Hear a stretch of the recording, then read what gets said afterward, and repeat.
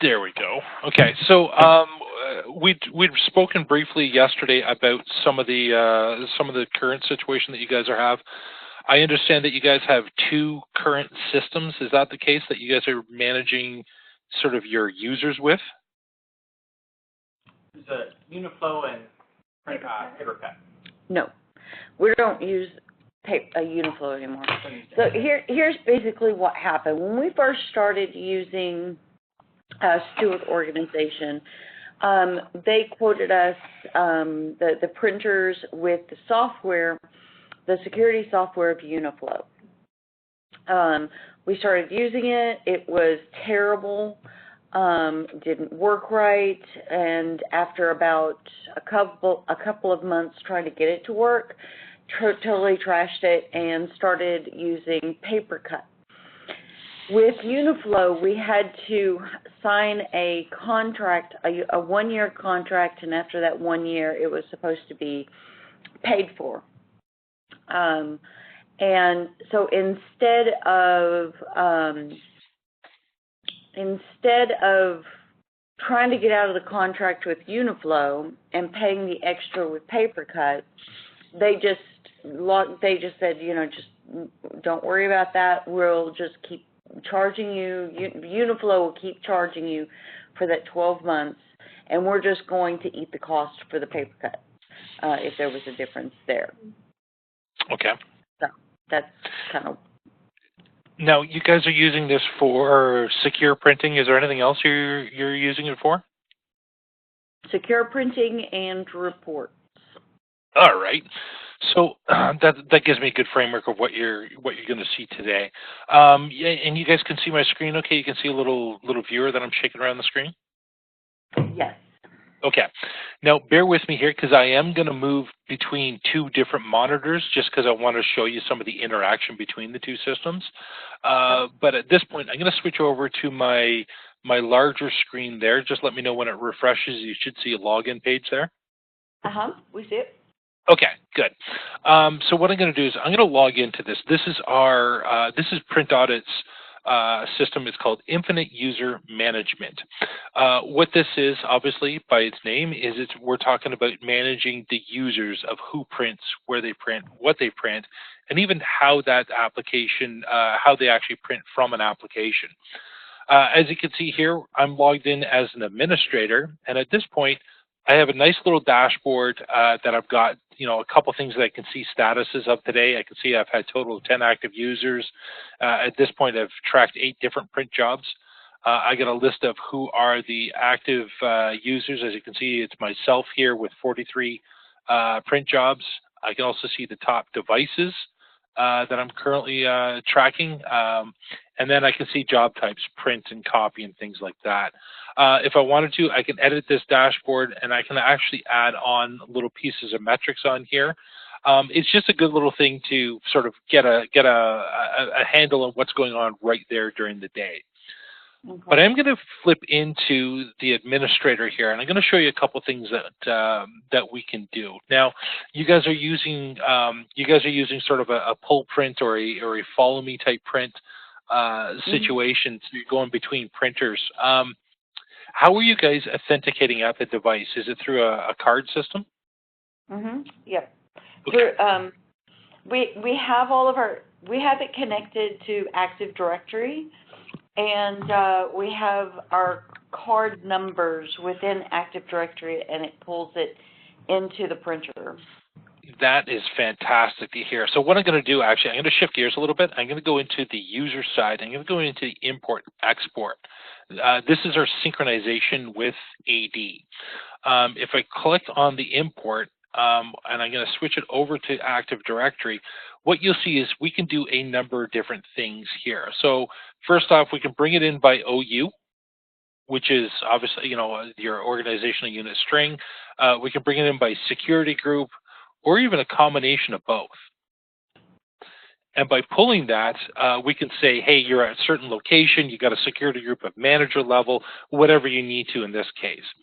And what that does is that allows you to create a grouping function based on what your AD credentials are. And this grouping function, the reason why I bring this in is this grouping function actually comes in from, because it's with AD, we'll take your credentials, your structure, we'll bring it in, and it'll filter down through all the rules, the secure, all the reporting. Now, you can see here, now that I've set this up, I can actually grab the card option, and I can say import from directory attribute, because I'm going to assume that you've got it set there, and we can bring that in and select it from that AD OU. Hey, Paul. Yeah. Can you wait 1 second? We just had Jonathan and Ronnie got here. They were delayed. There was a car flipped over in front of the building, which caused a little traffic delay. So they just. Oh, never no. normal here. Right. Off of 635. 1 second. Jonathan Calloway, nice to It's meet nice you. to meet you. Ronnie O'Brien, It's nice to meet you. VP of Sales and he's VP of Service. Okay, wonderful. We're really, Sorry about that, Paul. That's okay. Wait, which one's Jonathan and which one's Ronnie? John. He's Jonathan. I'm Ronnie.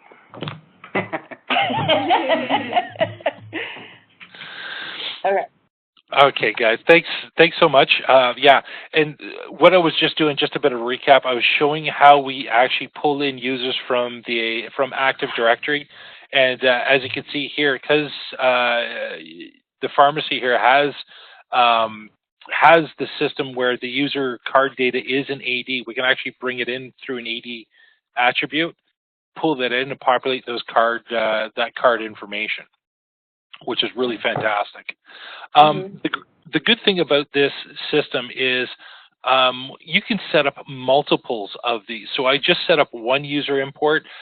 We can schedule it to sync, let's say do an overnight sync. But if I wanted to, I could have 10 or 15 of these things set up. So you can set up as many as you want, as many as you're comfortable with.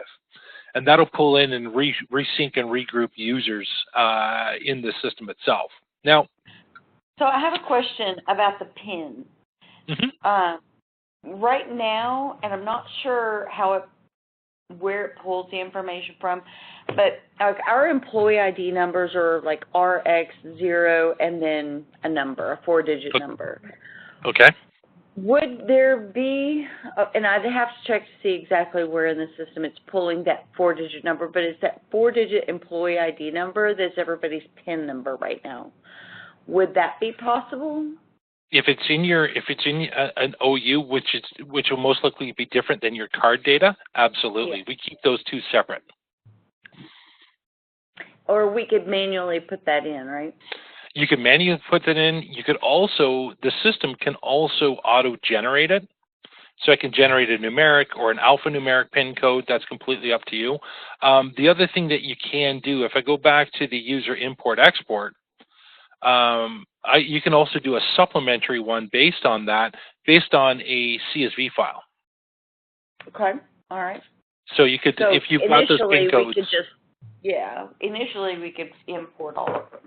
Yeah, that's right. So there's quick methods of doing those imports on those users, even all that card information. Now, the embedded app, I do have, and I'll show you a couple of different things with this thing. I want to bring you into the secure and the settings with the secure settings first off, and I'll show you a couple of things that we have here.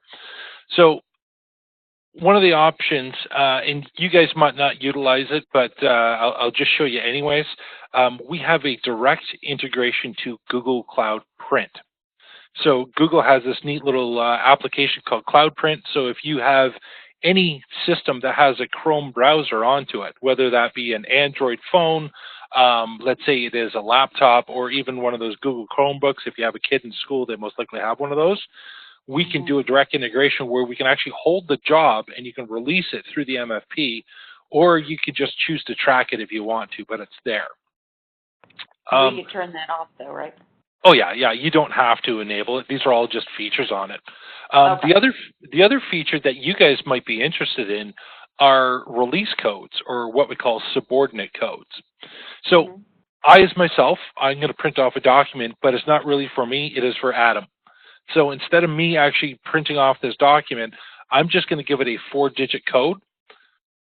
And from there, I can send that code over to Adam, and Adam can walk up to the device, and he can either log in, or he can set it right on the MFP as what's called an anonymous release, and he can type in that 4-digit code, and the job will come out for him. I like that. We have a group of employees in our in Singapore, I believe, and so they end up having just to print their documents on a printer in our Flint office, and hope that the guy actually in the Flint office goes over to the printer and enough time to pick it up before somebody else does. So that's good. I like that. So speaking of that, the other thing that we have, and now what I've got here is I've got a secure hold set up to a Sharp device. I'm going to show you the login. It's not particularly pretty, but it's something that I can easily demonstrate on this. With the Sharp device here, you can see I've set it up as a secure hold queue.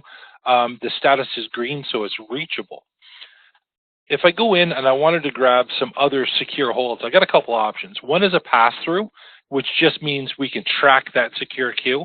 The other one is called a load balance, and this is sort of it's a little bit interesting. In a load balance situation, let's say you have two printers, they're exactly the same, maybe in a production print room.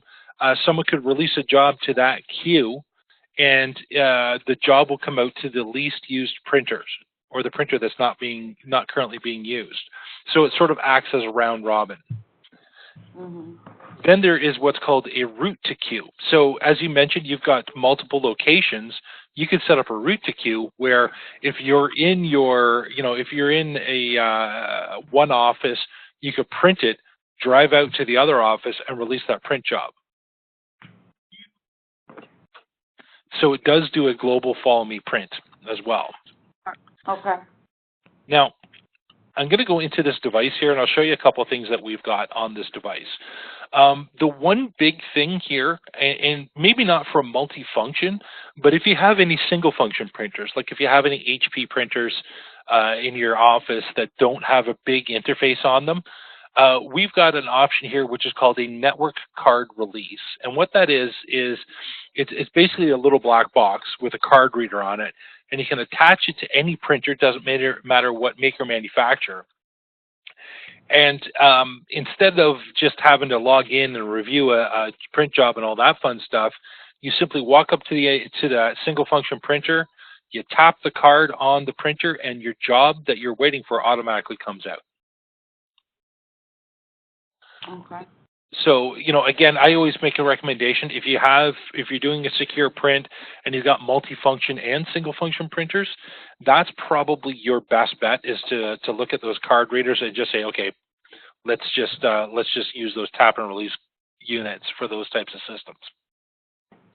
How expensive are those? So, those would come from a third-party system, so I couldn't tell you what the cost is on those little units, but it is something that's possible. Okay. Now, I'm going to show you. I'm just going to demonstrate a couple of things here on the embedded side. So bear with me here. I'm going to switch screens, and you should see a little bit of my desktop there with a little window up in the upper left-hand corner. Okay, good. So I'm going to grab a document here, and I'm just going to print it. Let's grab this here, which is just a simple notepad, and you simply hit File, Print. And I'm going to select that Sharp 3070, and down here in my bottom right-hand corner, once this generates, you'll see this little successfully secured notepad. So we actually notify you when the job's being secured like this. Okay. Okay. If I go up to the device, and this here is what's called a VNC viewer. So I'm actually logged in remotely into a Sharp. It's on the other side of our office here. But if I go into the PIN code option here, and I'm just going to type in my PIN code. I don't have a card system set up on this one, so bear with me. And I'm just going to log in. I've got a couple options here. I can quickly release all my print jobs. Let me pull up my annotation so you can see that. I can quickly release all my print jobs. I can use a release code if I got a subordinate code. I've got the view all my secure jobs, and I have a copy, scan, fax option. So I'm tracking all functionality of the MFP. I go into the view secure jobs, and here's the jobs that I just printed. It shows me the time it's submitted, the name of the document, and is it compatible with the printer I'm standing at, yes or no. where you can create what are called compatible groups. So you can actually restrict, even in a global follow me print, you can restrict to say, okay, if you're printing to this type of printer, you can only release to these types of printers. So there's a couple of neat functionalities in there. But I'll grab this one here, and I want to say, hey, I didn't really mean to print that one, so I can just hit delete and the job goes away. I can hit select another document, hit release, or if I wanted to, I could just hit the release all button and all my jobs go out. And as you can see, it's secure.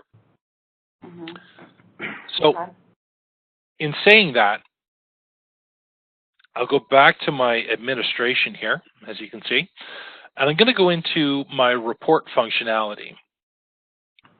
And in this case, I've got a pre-canned report already set up, but you can set up a whole bunch of them. If I look at if I go into the Create Simple Reports here, I've got a whole slew of different pre-canned reports that I can bring in. And from that, I can select a date range. I can select a location. If you remember, I talked to you about the user import and export. So I can say, show me it on this user group or this printer group, whatever I need to in that case. But let's go back to the secure document summary one here. And I'm just going to quickly build this. And I'll show you what this system will show you when it comes to printing. This one here is more of how effective are my jobs. As you can see here, I've got 7 secure documents. 5 of them I've released, 2 have been canceled. I do not have any more pending documents. I have printed 6 pages and I have canceled 5. So it gives you a little bit of workflow of each user. In this case, because I did it with all users and printers and I'm the only user who's doing print jobs, it's only going to show me. Now, from this page here, I have a couple of options. I can either hit the quick print button so I can print this off. I can download this to a PDF, or if I really wanted to, let's say you got someone on your exec team who says, hey, we just let go of someone, I need to know what they printed. You can actually send out a report to whoever it was, say, here's the report you're asking for, send, and it'll send directly from the system itself. Are there reports that kind of show us whether or not, how many black and white and how many color? Absolutely. In fact, I'm just going to search for some jobs here, and I want to show you what the jobs look like. So every time someone prints, we're picking up 35 pieces of information. So we know the date that it was printed, we know who the user was, we know the name of the document, how many pages, how many times did it copy. If we plug in the costs ahead of time, we'll know the costs. We'll know, in this case, what location, the name of the printer, you name it, absolutely everything you could think of when it comes to the printing and the usage of this system. So I'm just going to scroll over here and you can see a whole ton of stuff that is in the metrics of each single system. Now, unique to this, and I'll just talk to you about something that's really unique to this, because I think, even this day and age, we're still one of the only people who've been able to figure this out. We can actually detect in one single print job how many pages were black and white and how many pages were color. So instead of looking at it and saying, well, I don't know what this is, I don't know what that is, we'll actually be able to show you all the differences between those systems. So it shows you a little bit of interesting stuff. And you can see things like, is it duplexed? What was the paper size? How much does my unit cost in each one? What is my total cost? It's all there for you. From here, you can create, and this is sort of our job accounting one. I can create a report if I wanted to. I can create a CSV export of this information. So if you wanted this in an Excel spreadsheet, you can do that as well. Okay. Now, that just shows you some of the workflow functionality and some of the reporting. But the system goes in a little bit more in depth than that. We can actually control the output with what we call rules. Rules are very simple argumentative criteria. And I'll take you through what the rules application looks like. So if I go into the rules-based printing here, actually I've got one created, so I'll just walk you through this. This one's called Outlook, and it's enabled right now. So in this case, it says if the application name contains Outlook, and the total color page count from Outlook is greater than 0, I'm going to display a message and conditionally cancel the job. So the end user's got the option. And what the message is, if I go in here, it says, should you really be doing this? So very, very simple things, right? And I can do this around anything. So instead of, application name contains Outlook, I could say Chrome. Mm-hmm.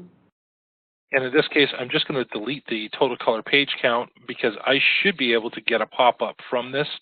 Bear with me here. I'm going to switch screens again. And I just moved my administrator over there, but I'm just going to print this really quickly. And I want to do the sharp. I should get, yeah, so that's what a rule would look like. Should you really be doing this? Do you want to continue printing this job? Yes or no? If I hit, I didn't mean to, I hit no, the job gets canceled. I like that. The neat thing about these rules, and this goes beyond this, and I'll tell you about some document security things. So, for example, if I wanted to, I could put this around the title of the document. You guys being sort of in the medical industry, obviously there's a whole bunch of regulations around things. So you could say in this case, the document title contains the keyword patient. And you could set up a notification. And in this case, instead of saying Chrome, I'm going to say the document title contains the word patient, and the printer is not, and I'm just going to find my printer really quick here, is not the Sharp device which I have the secure queue on. And in this case, I'm going to change the message, and I will call this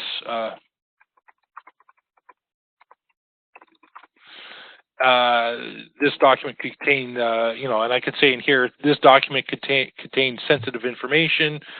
You really should be printing this to secure queue.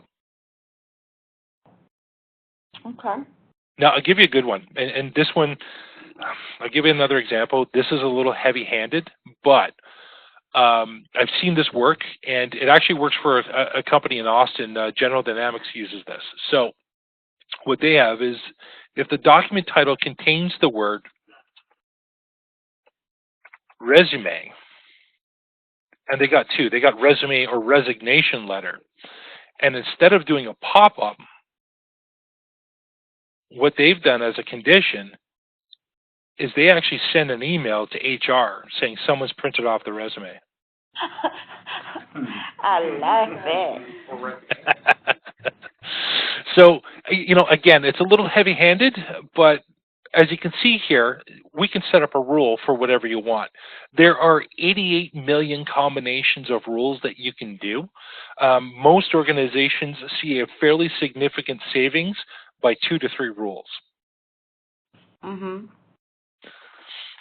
Now, in saying that, the question always comes up, well, how do I know if my rules are working or not?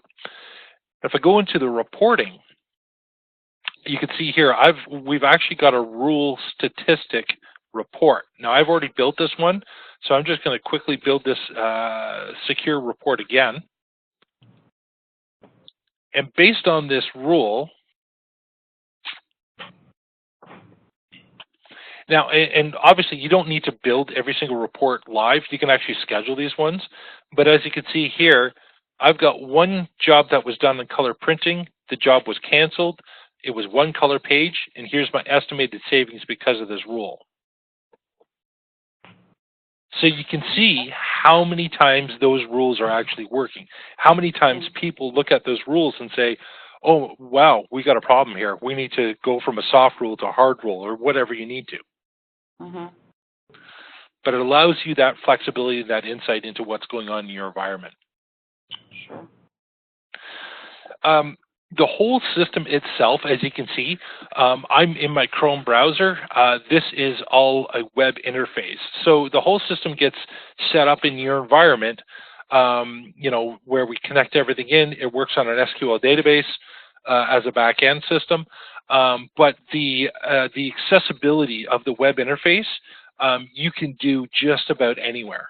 So if you're within the organization, within your firewall, you can do it. I've got my system here. We've actually got it outside of our firewall. So this demo.printaudit.com, I can reach from anywhere in the world because we Okay. simply built this for demo purposes. Mhm. Oh, the one last thing I wanted to show you, because I'd mentioned those network card readers, and they can be a little expensive on times. To be honest, I've seen them go upwards of $300 depending on the card system. There is another option here to do releases. It's what's called My Print Audit. And essentially what this is this is a URL that anyone can log into. So you can, from your system, you can log into this system. If you're not an administrator, you'll see a little bit of a different workflow on this. But what you'll be able to do in this case is, let's say you have a Wi-Fi system in your office. If you print a job and you realize that someone's standing at the MFP, but you absolutely need this, you can log into this, say, hey, I want to select the Sharp device, and you can release the print job. So it gives you a little bit of information there. Let me just show you here. So I'm going to just print this job real quick, and it should show up as a secure held job. And if I go, let me just go toggle back and forth here. And there's my print job there. I can select it from this web interface, and I can say, hey, I want to release it to my Sharp device, click release, and the job goes out. This web page itself is actually optimized for mobile devices. So, you could literally pick up your phone and do that as well as a release job. The beauty of this is because it's internal, obviously you're printing from a workstation or a laptop at that point.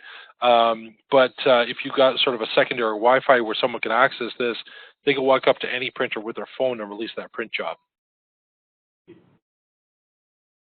Mhm.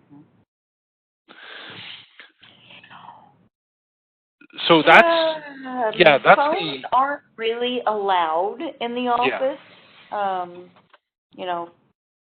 So I can't see of any business reason why we would need that at this point. understandable. It is just a feature. You can enable it or not. Everything you're seeing here comes with the system. There's no additionals to this. This is all included. Okay. All right. So it's not as if there's an add-on for this or an add-on for that. It's all one system. Now I noticed that you're selecting certain printers though, is because the way we have it, we have one printer that people have. It's like Sendera Secure Print, and then depending on if the printer over here has 3 people standing there waiting, they can go over to another printer, scan their badge, and get it printed on that side without them actually having to do anything on their computer. Is that still part of the realm of what? Okay. Absolutely. Okay. The only reason why I was showing you this one is because when you log into the remote site like this, we don't actually know what printer you're standing at or what printer you're standing close to, so you need to select it. But if you think about it, with your current system, essentially what would happen is you print a job. So if I go in and let me just grab this one here again, and if I just hit print on this one, and I got so many print drivers set up for demos and testing and that, but if I go in and print this one here, it shows it's secured. I log into the embedded application, and again, you'd most likely be doing a card system with this, but I'm just, actually, hold on, I made a mistake on that. Let me just see if I can back up here. No, that's what I got to do. Bear with me here. In this case, you would just tap a card instead of having to do this login PIN code, but it doesn't matter. We know who you are. We know, as you can see, we know who you are. We know the device you're standing at. So when you view secure jobs, it's the jobs that you've printed to yourself. Okay. All right. Perfect. So yeah, and again, like you said, it doesn't matter what printer it's at, as long as it's connected through our system and we've got our application on the device, it'll work. The really neat thing about this is, now I just set it up as PIN code because you know, again, the device is all the way around the other side of the room from my desk here. But with a card system, you could have it card, or hey, if you forgot your card, you could use a PIN. Or you could use your network credential as a login, whichever one you want to do. But it's all, you know, it goes back and forth between the systems. So card, PIN reader, network authentication, and if you forget something, you can easily put it in there. And it's a follow me print. That's right. Okay. So that's pretty much everything I wanted to show you on the feature list. And I think I've got a bunch. Now Adam did mention something about automatic toner fulfillment. Yes. Okay.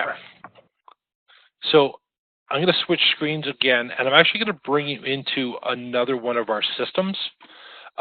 This is sort of, it works along the same line. This is a completely different system, but it's what Technifax uses to manage printers.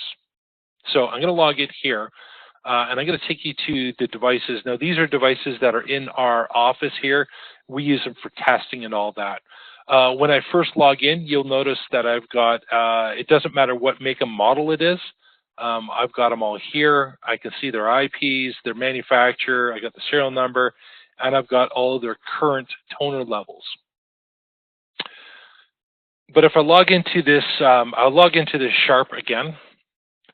Here, I'm just going to click into it. So this is the Sharp device that I've got sitting in the office that I have that secure queue set up.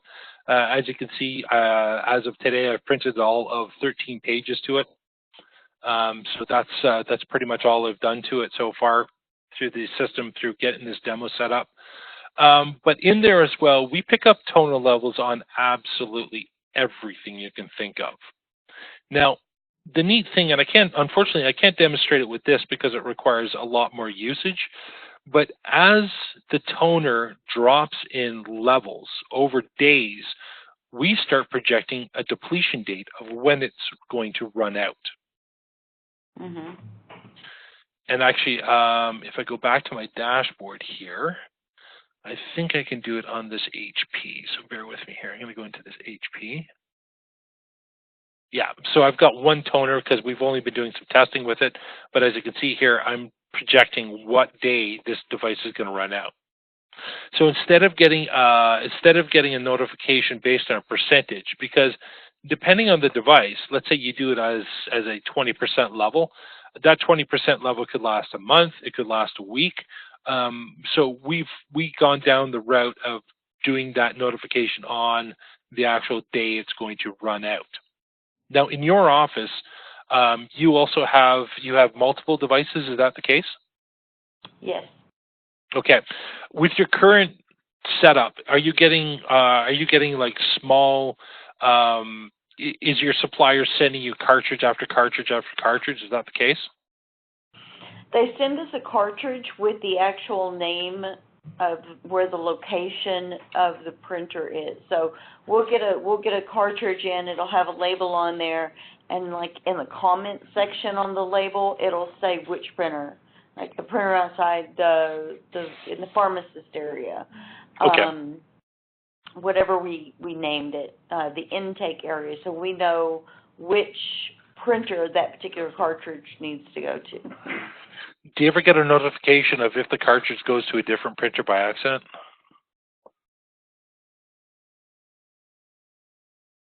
Yes. Oh, you do? Okay. That's good. We have a system in here where we can, and I'll just show you through our alerting tab. So we can actually send out notifications of when and how devices behave. So in this case here, in your case, I would say toner delivery as my alert. I'm going to apply it to one site here. The condition I'm going to use is kind of an interesting one. It's what's called the toner consolidation. So you remember I talked about the days remaining, and what this will do, and this is more for Technifax to help you guys out, but you know, you can easily be included on these types of alert notifications, so you know these things are coming. So in this case here, let's say you set up the option, I want to be notified of toner 5 days before it's going to run out. But that only works per cartridge. You could have a device that has 4 different cartridges, or 5 even in some cases. So in that case, what we're going to also do is say, include a secondary time. Let's say it's a 5 days, let's say it's a 10 days remaining. By doing this alert, and bear with me here, I'm just going to hit save on this. I want to set that. I'm just going to hit save on this, and I'll come back to this and I'll explain what this alert does. So the consolidation alert, and let's say we've got one set up where it says, hey, I want to be notified when the toner goes low at 20%, for example. Because our system scans, picks up information on the hour, every hour, what would happen, and this is what happens with a lot of systems, is they'll get a notification for this cartridge, they'll get a notification for this cartridge, and they will get a notification for this one here, because they're all within the 20% level. So essentially, they're getting 3 emails for one customer, as an example. Our consolidation, what this allows them to do is, we'll take a look at the actual device. So this LaserJet 700, let's say you've got the condition to say, send me an alert when it hits 20% and include on there anything that's at 30%. So in that case, I would get 1 alert for all 3 of these cartridges. And that would come directly to me. So instead of getting 1, 2, 3, where the administrative people have to process these individually, you'll get 1 shipment with 3 cartridges to that device. So it eases down on a lot of the traffic that goes on. Now, the other option with this system, and it's something you can do with that particular alert, for example. So if I go back into my my toner order alert here, instead of sending it when the notification happens. So, hey, send me an email every time this happens. It goes hour after hour after hour. Instead of doing that, I want to schedule this at once a day.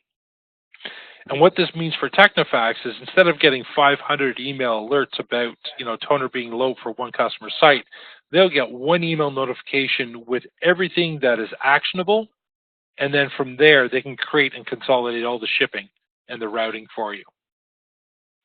So it changes the way these things actually happen in this case. Now, the other thing that we do with these, and let me see if I can actually demonstrate it here. I don't have a lot of data in here, but I'll tell you one of the things that we're able to do with this is we can actually do an audit trail. So I'm going to go into this Xerox device, and I'm just going to click this alert history underneath the logout button. And as you can see here, I've done a couple of trigger alerts, but what this does is this shows me the order. Hey, I got a black toner cartridge and cyan toner cartridge that sent me an alert. The alert went active on the 19th and the 10th. The emails went out on the 19th and the 10th of July, but it has not cleared. And what clearing means is that we no longer see that condition of low toner at whatever level or whatever you do with it. So, for example, if you did the 20%, we're going to send out 1 alert to Technifax or to you based on this saying, hey, you've got a low toner. That toner's not. We're never going to send out another alert until we no longer see that 20% level. And that 20% level, it needs to go up to like a 60 or 80%. And then we reset that trigger to send again. So we have an absolute full audit trail of this. On top of that, and I'll just go into another profile, and I'm going to create 2 more profiles. I will create one, in this case here, which is called a toner loss. And in this case, I'm going to program this for 30% or higher. And what this means is this is going to send me a notification if someone changes the cartridge at a level that we've deemed too high. And you can actually target what cartridge you want if you wanted to, but this will send one out. And then the other condition that I would do as well is cartridge change detected, so that we know for anything that falls outside of that, that toner loss type of condition, we'll get a notification stamp of when the cartridge was changed.